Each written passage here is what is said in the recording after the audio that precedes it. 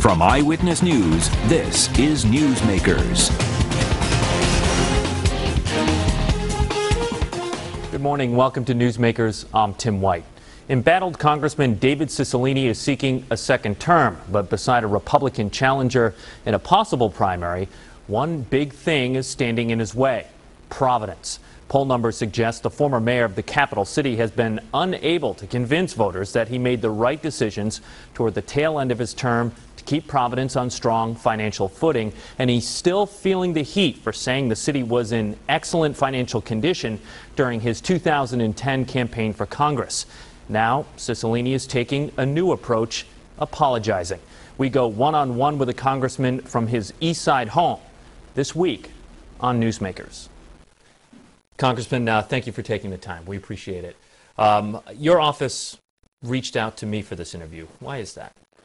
Well, you know, I have been home and over the last 14 months, in fact, I've heard from lots of people about questions about my leadership in Providence and about the decisions I made and the way I talked about it. And I think the time has come really to answer those questions and talk about the work that I did and acknowledge the mistakes that I made. You know, Providence is facing some very serious budget challenges, and I'm sorry for anything that I did that contributed to those challenges. And I wanted to be sure that I had an opportunity to talk directly about it, to talk about the decisions I made and the way that I communicated the challenges the city faced. When you look at the finances of Providence, it seems to me they boil down to two issues.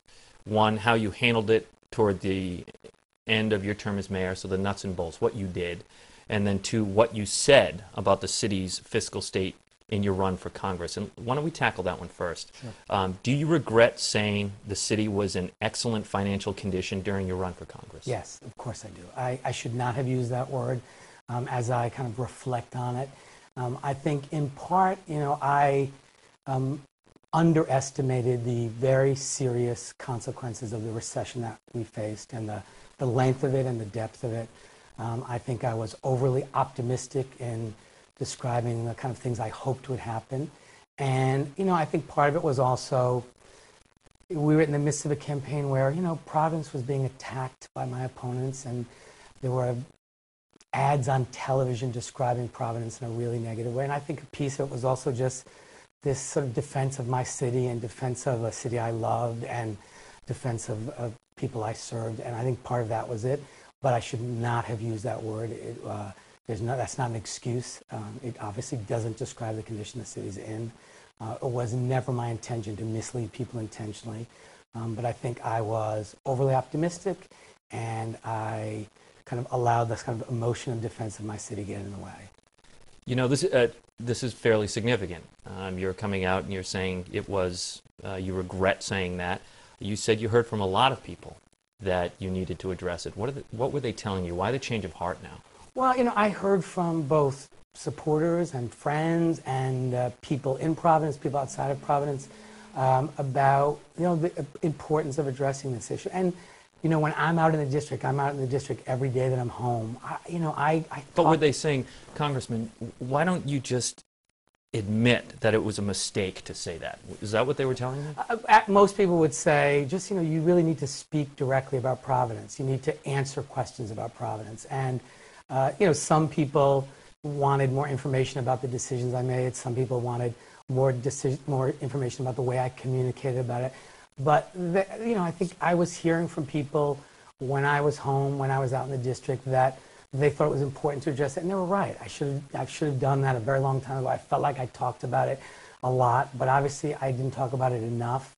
And I think one of the things that I did was not sound the alarm, really, about the challenges Providence faced enough. I felt like I had talked about them when I went to the General Assembly, when I went to testify with other mayors, but clearly I didn't communicate. And I understand now why people feel misled. I understand why people feel betrayed. And it's important for me to address that. Sound the alarm.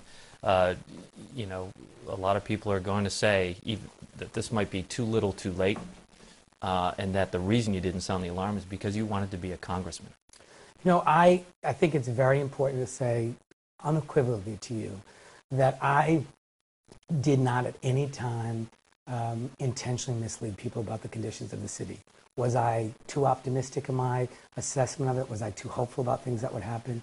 Yes. Did I not talk about it enough? I mean, part of the challenge was I felt like I had talked about it, but also wanted to balance that against, you have to, as the mayor of the city, you don't want to, when you're trying to do things positive to the city, you don't necessarily always want to talk about the challenges. So I had to balance it, but it's clear to me from listening to people that I didn't talk enough about what the consequences of those Kachiri cuts and the consequences of the recession were for the city.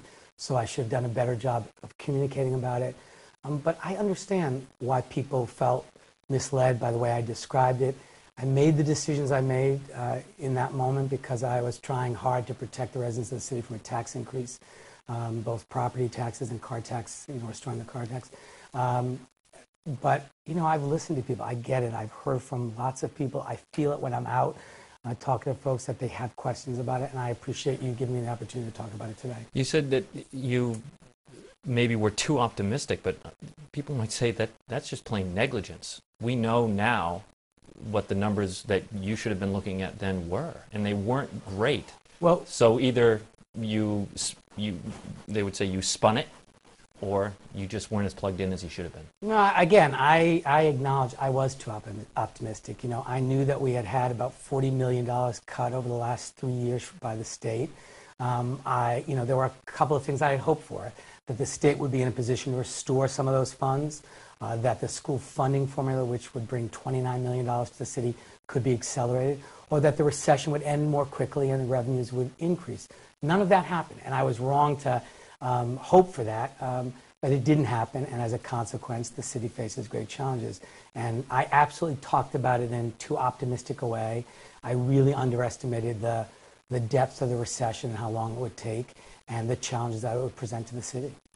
We're sitting in your East Side home, and you just said that you were making the decisions you made to prevent tax increases, but isn't the truth you didn't really prevent a tax increase, you just postponed them. You pulled the pin on a tax grenade and you handed it to Mayor Tavares. Well, I think what I was trying to do and what my intention was, and I think the council at the time was, families in Providence were being crushed in this recession. I mean, it was the worst recession since the Great Depression. Families were living on the edge, and what I was hoping to do, and what we were hoping to do, I think, is avoid a tax increase for as long as we possibly could, because the families just could not take it. And so, a skeptic would say until after your election. No, but I had made that commitment not to raise taxes long before I announced a campaign for Congress. Long before Congressman Kennedy even announced in my budget address, I made that commitment because I thought it was really important to do everything we could to avoid taxes. And we made some decisions, and I'm responsible for every decision I made. We made decisions to do a borrowing, to use some of our reserves, to do all those things to avoid a tax increase. And I made those decisions. I accept responsibility for them because I thought they were the right ones to protect families from a property tax increase. I think other people looking back could say we could have made different decisions. You could have raised taxes. You could have restored the car tax, which a lot of communities did. In that moment, I thought it was really important not to raise taxes on Providence families and to put it off in the hopes that some of these other contingencies would happen that would have brought greater financial security to the city. Either the state could restore some of those monies, the school funding formula could be accelerated, or revenues would increase because of the recession. And none of that happened, so that turned out to be a mistake. None of that happened. Hindsight is 2020. Taxes did go up. What do you wish you had done differently? I wish I had spoken more about the challenges we faced on the horizon. I think in talking about the city, I looked back on where we had come. I looked back on what I inherited when I took office, a $59 million budget gap, a city government that had been described by the federal court as an ongoing criminal enterprise. Is that your standard, union, though? An ex-con? No. You're union, better than an ex-con? No. Union contracts that folks didn't share in their health care costs, no direct financial payments from universities. We came a long way, and I wish I had said we made really excellent progress in those 8 years. Well, I think you did say that. But that we have on the horizon big challenges, and I should have sounded the alarm more loudly about what the consequences of those cuts meant for the city. How difficult it would be to navigate through them. And I wish I had made a better assessment of how long the recession would last and how deep it would be. I think the revenue projections 6 months later were down $20 million. So that's a very different revenue projection. So I wish I had made a better assessment of that. But I stand by and accept responsibility for every single decision I made. I made lots of decisions in 8 years. I always made decisions that I believe were right for the city I served and the people who elected me. I didn't get everyone right. I made mistakes in the course of my 8 years, but I worked hard every day to do what I thought was right for the residents who gave me the great honor of being mayor of this great city. Is this an apology to the people for telling them that the finances were excellent? Absolutely. I should never have used that word. I described the city in that debate and did not sufficiently describe, except later on, the challenges that faced the city, but the city was certainly not in excellent condition, despite how far we had come and how much work had been done in those 8 years. And I think that work was excellent. That got us in a really strong place. The challenges were great, and I should have never used that word. And even though we had made tremendous progress, I should have acknowledged that, on the horizon were big challenges. And I should not have been so optimistic and so hopeful that some of those contingencies would happen, because they ended up not happening. And that presented great challenges to the city. I'm wondering if you think that maybe some decisions you made early on as congressman also perpetuated this problem. And I've asked you about this before. Channel 12 offered to fly me down to Washington, D.C. when Mayor Taveras famously said that the city's facing Category 5 finances. And I was told you wouldn't be made available. I wish I were on a plane already back to Rhode Island, so you wouldn't have had to come to Washington. Why was I denied that opportunity? I know I came back that week, which I think was on a Thursday, as soon as we didn't have votes. I certainly should have given you and anyone else an opportunity to ask any questions you had the moment this happened. I wish I had done that. Are you concerned that everything that you're talking about here, it might be considered too late now? I mean, let's face it, Providence is going to continue to be in the headlines. It's possible it could go into receivership or even worse, into bankruptcy. And whether you like it or not, you're going to be saddled with those headlines every time that comes up. Are you concerned that maybe it's just too late? No, it's important to me that I have an opportunity to both acknowledge the mistakes I made, to accept responsibility for the decisions I made, and to hopefully share with folks the kind of reasons I made the decisions I made, what caused me to use the language I did, but to accept full responsibility for everything I did, every decision I made as mayor of the city. And I appreciate the opportunity to get to do that today. And people will make judgments about my work, and I hope that when they do that, they will evaluate the work we did in 8 years. And I hope people will remember the work we did to bring the lowest crime rate in the city had in 30 years, and to bring billions of dollars of new investment to the city and the jobs that came with it, to bring and create the Providence After School line. So I hope, in the context, people will remember the work we did. But look, I recognize that I should not have used that word. I should have been much clearer about the challenge the city faced. I should have been much louder in the kind of consequences of these state cuts. And to the extent that anything that I did contributed to the challenges the city faces, I'm sorry for that, and I accept responsibility for it. You said that you hoped that the actions you took would lead to better results, but that also means you knew the possibility was things could continue to slide, could continue to deteriorate. And you're right, everything was a national, global economy, and Providence was stuck in the middle of it. So if one of the possibilities was, gee, it might not turn out all right, did you ever think about, man, I better stick around as mayor and make sure that I can see this city through the problems? Yeah, I mean, I loved being mayor of the city of Providence. It's a great city, and it's a great job. And, I had grown increasingly frustrated because I thought there was so much more that the federal government could be doing to help cities. And I thought, it would be very useful, and I still think that, to have people who have served as cities in Congress, if we had more mayors who kind of understand the challenges that city faces. I hoped and continue to hope that kind of practical, common sense set of experiences that you have as a mayor of a city can help to support the kinds of things that cities need. Cities need a real partner in the federal government to help create strong communities and good housing and good jobs and supporting infrastructure. So, I thought that I could do that and continue to think that I can do that in an effective way in Congress. But there are certainly challenges the city faces that I have great confidence in Mayor Taveras. I think he's identified the challenges, the compounded COLAs that have that preceded both Mayor Taveras and me, which are hugely challenging. He's talked about the state cuts and the impact they're having. He's talked a lot about the growth of nonprofits. I think the issues that he's talking about are the things that I tried to focus on and the things that he's doing a terrific job of addressing. So, do you believe him when he says the city's on the brink of bankruptcy? Well, I believe Mayor Taveras when he says the city faces great challenges, and I think he said recently that he's confident he'll meet those challenges and avoid bankruptcy so long as everyone does their part. And I think he's been very effective at sort of rallying folks to do the things that need to be done to put the city in a strong position. Our conversation with Congressman Cicilline will continue when we come back. You're watching Newsmakers. Welcome back to Newsmakers. I'm Tim White. We continue our one-on-one with Congressman David Cicilline. Let's talk about the actions that you took, and critics say that there seem to be a lot of Band-Aid style fixes to shore up finances. You started the process of taking out mortgages on public buildings to plug budget shortfalls. You moved money out of the rainy day fund. That was done without city council approval.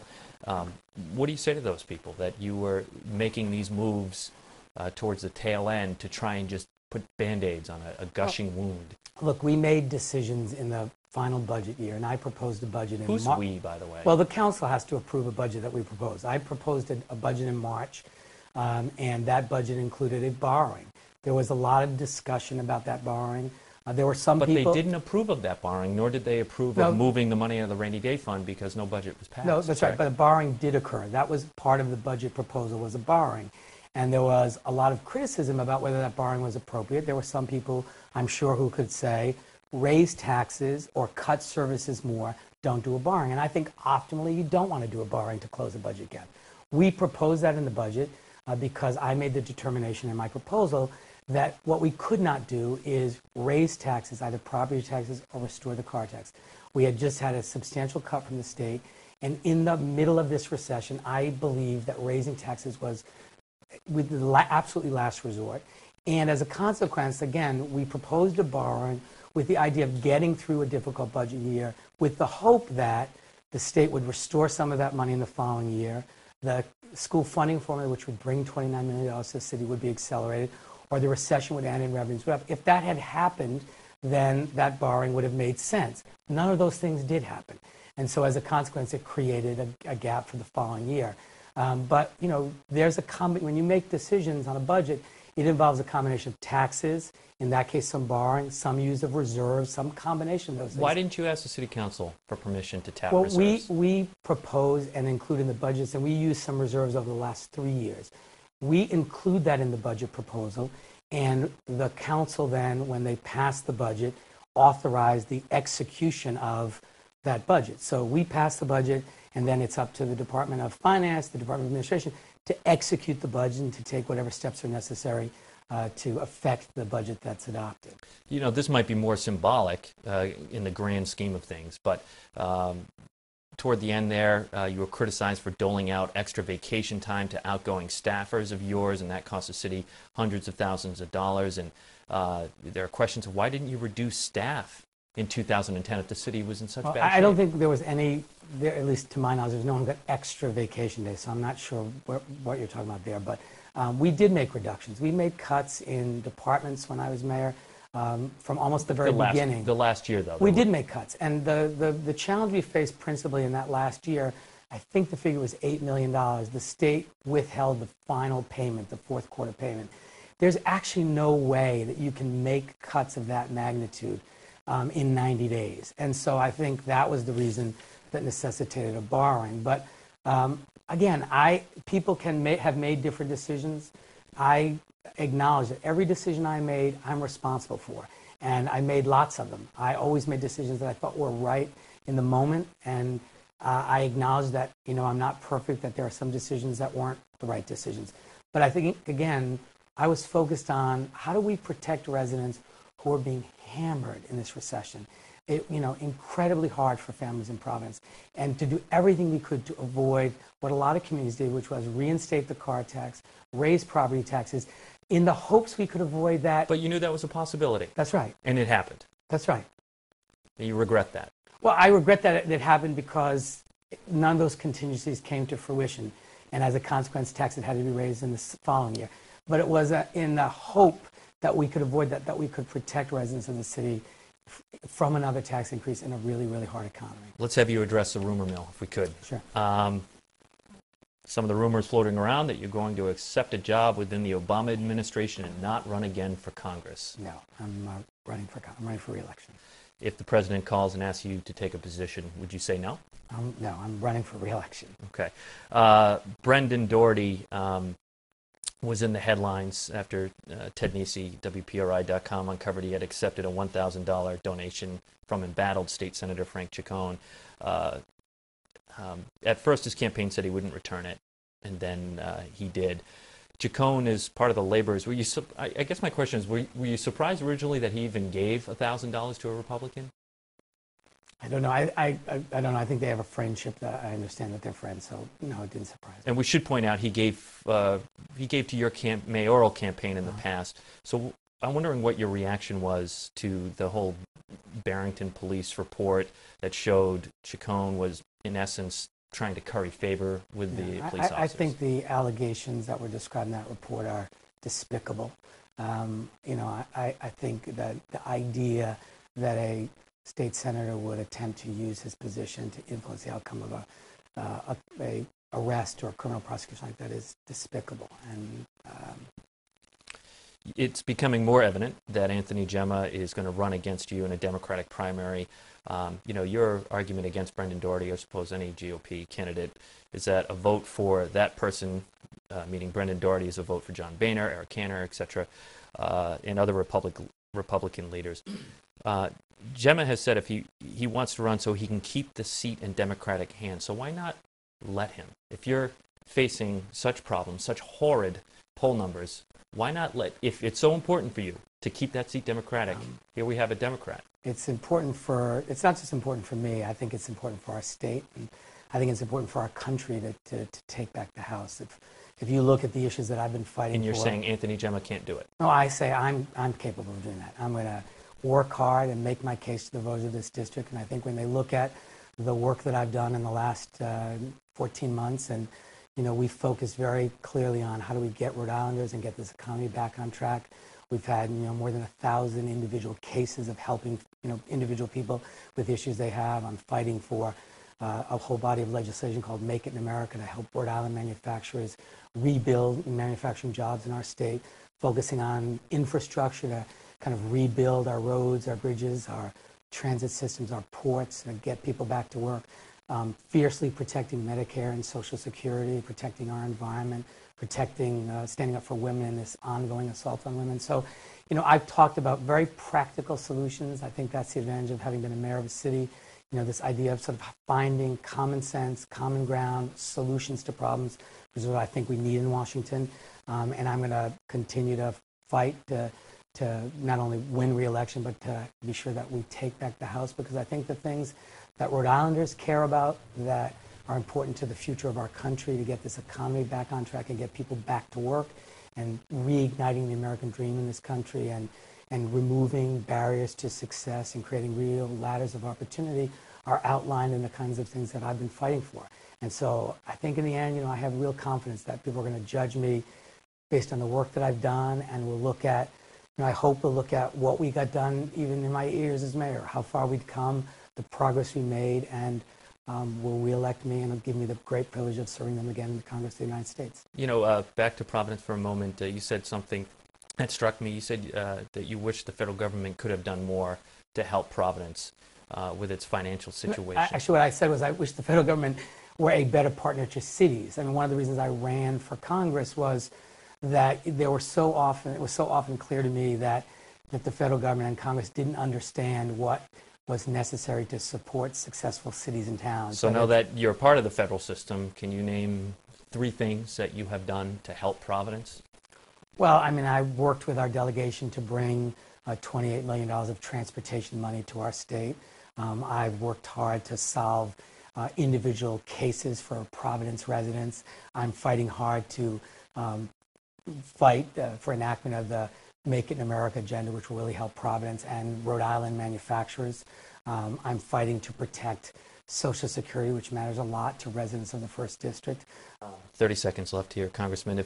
If the House is to remain Republican, why not elect a Republican to at least take advantage of what they could get down in the House and help Rhode Island? Because we're going to take back the House, and the values that Rhode Islanders have are not reflected in the Republican leadership in Washington. We need to strengthen the middle class of this country. We need to protect our seniors, protect our veterans, and those are the things I'm fighting for.